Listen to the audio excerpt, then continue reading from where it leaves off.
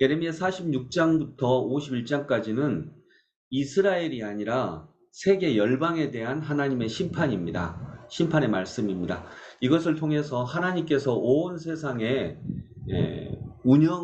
온 세상의 구원자라고 하는 것, 하나님의 통치권은 이스라엘에게만 한정되지 않는다라고 하는 것을 알려주고 계십니다. 그리고 예레미야는 평소 때 친바벨로니아 파다 이런 오해를 받았어요. 왜냐하면 너희는 바벨로니아에게 복종하여라 이렇게 얘기를 했거든요. 바벨로니아를 통해서 이스라엘과 유다, 즉 유다죠. 유다를 심판하시니까 이게 하나님의 뜻이니까 너희들은 바벨로니아에게 복종해라. 그리고 거기서 살아라.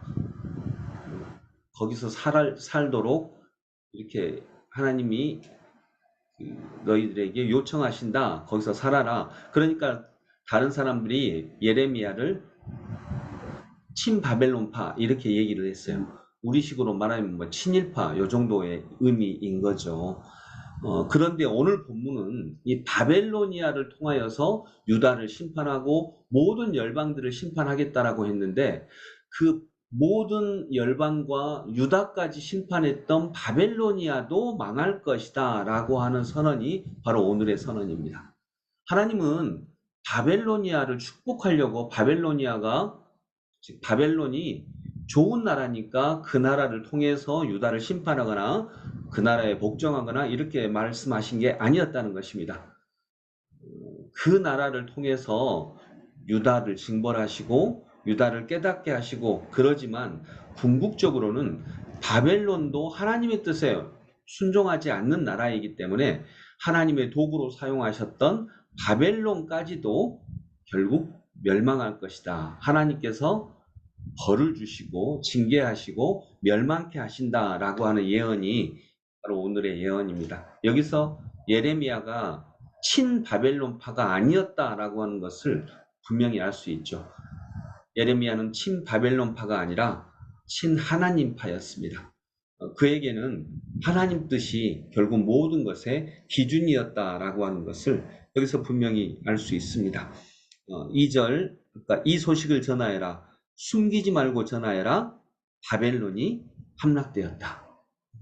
이 말씀을 하시면서 예레미야가 결국 온전하게 말하고자 유다에게 전하고자 하는 뜻은 바벨론과 친하게 지내라 이게 아니라 결국 모든 것의 중심에 계시는 하나님을 바라보고 있었다라고 하는 것을 증명하고 있습니다. 제가 오늘 집중한 말씀은 4절입니다. 4절은 그 뒷부분 보면 나 주의 말이다. 그들은 울면서 돌아와서 그들의 하나님 나 주를 찾을 것이다.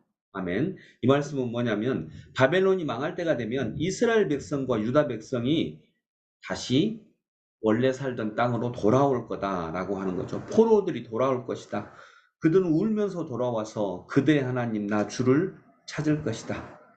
5절에 그들은 시온으로 가는 길을 물어보며 아멘. 시온으로 가는 길을 물어보며 이 시온이 예루살렘을 얘기하는 것입니다. 자, 여기서 말하는 시온은 어떤 의미일까요? 이스라엘 백성들은 멸망하기 전에 우리들은 멸망하지 않아. 왜냐하면 성전이 있는 시온성이 있으니까. 이게 이제 시온주의였거든요. 성전이 있으니까 예루살렘을 하나님이 지키시니까 우리는 멸망하지 않아. 이렇게 이야기를 했습니다. 그런데 그들은 다시 시온으로 가는 길을 물어보며 여기서 알 수 있는 것 시온 때문에 멸망하지 않았다고 그들은 생각을 했는데 하나님은 절대 예루살렘을 멸망시키지 않을 것이다. 성전이 있으니까 이렇게 얘기를 했어요. 멸망하기 전에. 그런데 망했습니다. 시온이 위대한 게 아니구나. 시온이 우리를 지키는 게 아니구나. 우리를 지키는 분은 하나님이시구나 라고 하는 것을 깨닫게 된 것입니다. 이 포로기를 통해서 우리를 지키시는 것은 시온에 있는 성전이 아니고 그 성전의 주인 되시는 하나님이시구나. 우리가 하나님을 믿고 따르고 의지해야 되는구나. 우리가 하나님 말씀에 순종해야 되는구나. 그래서 하나님이 중요한 것이지 성전이 위대한 게 아니다는 것입니다. 성전이 중요한 게 아니다. 그래서 그들은 이제 시온으로 가는 길을 물어보며 이곳을 바라보며 찾아올 것이다. 돌아온 그들은 나 주와 언약을 맺을 것이다. 아멘. 결국 그들이 돌아온 백성들은 무엇이 중요한 것인지를 깨닫게 된 것입니다. 나 주와 언약을 맺을 것이다. 결국 하나님의 핵심이었다라고 하는 것입니다. 성전이 있다고 멸망당하지 않는 거 아닙니다. 하나님이 계시고 그 하나님의 말씀에 순종하고 하나님과 영원한 언약을 맺어야 한다는 거죠. 아까 5절의 뒷부분 나 주와 언약을 맺을 것이다. 절대로 파괴하지 않을 영원한 언약을 맺고 나와 연합할 것이다. 아멘. 절대로 파괴하지 않을 언약은 성전과 맺은 언약이 아니라 성전이 있으니까 우리는 망하지 않아 이게 아니고요. 하나님의 말씀 앞에 맺은 언약이다라고 하는 것을 이들이 분명히 깨닫게 될 것이다라고 하는 것입니다. 여러분, 코로나를 통해서 하나님께서는 우리 세계 교회에 성전이 중요하지 않다라고 하는 것을 말씀하신 거죠. 왜냐하면 성전에서 예배드리지 않았으니까. 그러면 뭐 줌이 중요합니까? 줌으로 예배드렸으니까? 그 말씀이 아닌 거죠. 일상의 삶, 일상에서 하나님을 증거하고 일상에서 하나님의 말씀에 순종하는 삶, 이것이 중요한 것이구나. 성전, 이 눈에 보이는 성전이 중요한 게 아니구나 라고 하는 것, 이것을 우리가 분명히 깨달아야 되겠습니다. 그래서 우리의 일상의 삶에서, 가정의 삶에서, 내가 살아가고 있는 내 삶에서 하나님의 영광이 드러나는 그런 은혜가 있기를 원합니다. 요즘 우리가 주일 예배에서 살펴보듯이 내 가정에서, 내 영역에서 하나님의 나라가 확장되는 것이 진짜 성전입니다. 이런 하나님의 뜻이, 이런 예레미야를 통해서 전하시려고 하는 하나님의 뜻이 우리에게도 있기를 원합니다. 말씀을 정리하며 여러분, 누가복음 15장의 탕자 비유에서 돌아온 탕자는 다시 집으로 돌아왔습니다. 네, 다시 집으로 돌아왔어요. 그러면 똑같습니까? 집을 떠나기 전에도 집에 있었거든요. 그럼 똑같습니까? 뭐 집에 똑같이 돌아왔네. 그런데 아닙니다. 원래 집에 있을 때는 아버지가 어떤 분인지를 몰랐고 이제 집으로 다시 돌아왔을 때는 아버지가 어떤 분인 줄을 알게 된 것입니다. 여기도 마찬가지입니다. 이들은 시온으로 다시 돌아오게 될 것입니다. 바벨로니아가 멸망하게 되면, 그러면 그때는 하나님이 누구이신지를 알게 될 것입니다.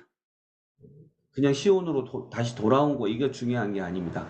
아, 하나님이 이런 분이시구나. 성전이 중요한 게 아니구나. 하나님이 그 성전에 계시는 하나님이 중요한 거구나. 하나님이 위대하신 거구나. 이걸 그들은 알고 돌아올 것입니다. 이런 동일한 은혜 오늘 우리에게도 있기를 소망합니다. 기도하겠습니다. 주님, 바벨로니아에게 멸망하기 전에 이스라엘 백성들은 성전이 있으니까 우리는 망하지 않을 거야, 이렇게 생각하다가 멸망당했습니다. 바벨로니아에게 멸망당했습니다.